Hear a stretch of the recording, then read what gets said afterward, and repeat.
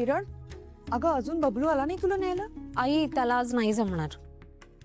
मग तू काय एकटी जाणार आहे? आपलं ठरलंय ना एकटीने बाहेर जायचं नाही म्हणून. तू नाही नाही, तुम्ही जा ना तिला सोडायला. जातो. येऊ का? अरे बापरे, जावई बापू, आज कशी काय वाट चुकलात? या बस. चहा घेणार? नाही, चहा नको. वाट नाही चुकलो मी. आमच्या बबलू साहेबांना जरा महत्वाचं काम आलंय, तर ते प्लांटवर गेलेत. तर म्हटलं आपणच आता किरणला आपल्यासोबत घेऊन जाऊ ऑफिसला. बर. आमच्या लेकीची इतकी काळजी करताना बघून फार बरं वाटलं.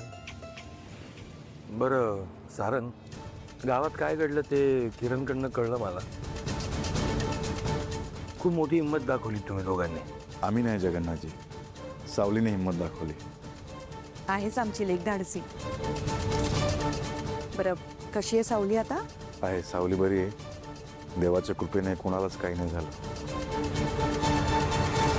कधी कधी काळजी वाटते तिची, पण तुम्ही आहात तिच्या सोबत कायम, त्यामुळे आम्ही निर्धास्त असतो.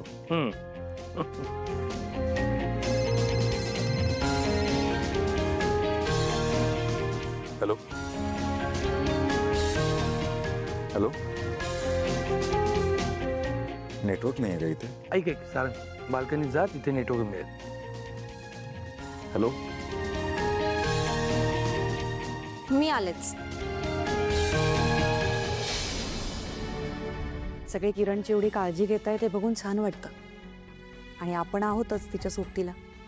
आपल्यामुळे तिला आई वडिलांचं छत्र मिळालंय आणि आपल्याला आपली लेक परत मिळाली.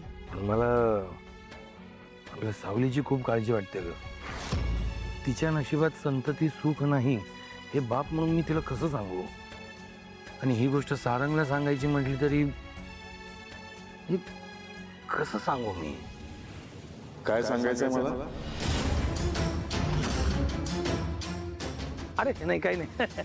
अरे कसं झालंय, किरणच्या मनामध्ये बबलूबद्दल आणि बबलूच्या मनामध्ये किरणबद्दल काही भावना आहेत. तर म्हटलं थोडी फिरकी घ्यावी, चेष्टा मस्करी करावी, असं काहीतरी. हे बघा, किरण आता तुमचीच आहे. तुम्हाला जे करायचं आहे तुम्ही करा. आणि मला माहिती आहे तुम्ही तिच्या भल्याचाच विचार करणार.